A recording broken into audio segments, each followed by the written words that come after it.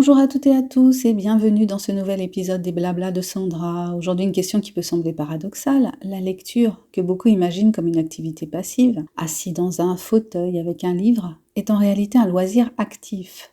Mais en quoi lire peut-il être considéré comme une activité qui mobilise autant l'esprit, parfois plus que certains loisirs physiques ? C'est ce que nous allons explorer ensemble. Lire, c'est recréer mentalement un univers. Quand on lit, on ne se contente pas de recevoir une histoire, on active notre imagination, chaque mot sur la page devient une image mentale, une ambiance, une émotion. Contrairement au cinéma où tout est montré, la lecture nous oblige à construire les visages des personnages, leurs voix, les décors, les atmosphères. C'est une véritable co-création entre l'auteur et le lecteur. C'est la télépathie dont parle Stephen King dans son essai Écriture, mémoire d'un métier. On dit d'ailleurs qu'aucun lecteur ne lit exactement le même livre, car chacun projette son propre imaginaire. Lire stimule le cerveau comme un entraînement.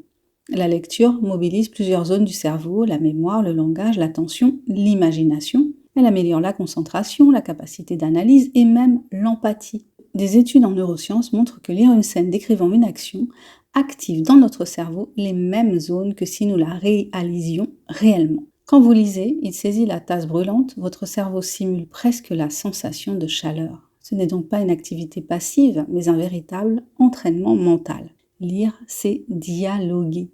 La lecture est aussi un échange actif. Quand on lit, on débat intérieurement avec le texte. On approuve, on contredit, on réfléchit à ce que l'on aurait fait à la place du héros. Parfois même, on s'arrête pour relire, noter, réfléchir. C'est une interaction silencieuse mais intense. De plus, les émotions ressenties, le rire, la tristesse, la colère, sont déclenchées par ce dialogue invisible avec l'auteur.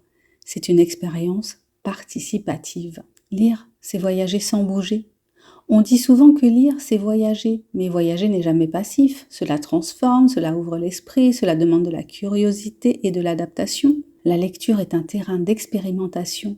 On vit 1000 vies.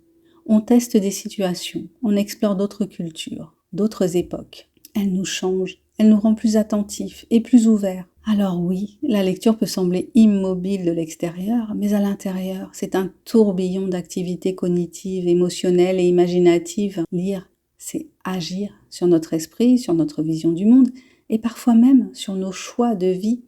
Alors, la prochaine fois qu'on vous dira que lire, c'est juste se reposer, répondez que c'est au contraire l'un des loisirs les plus actifs qui soit. Merci d'avoir écouté cet épisode des Blablas de Sandra.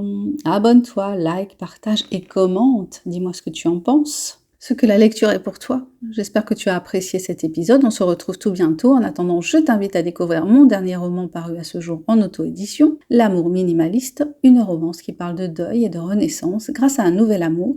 Tu découvriras la stratégie de malade mise en place par Léo pour ramener Ella dans le monde des vivants.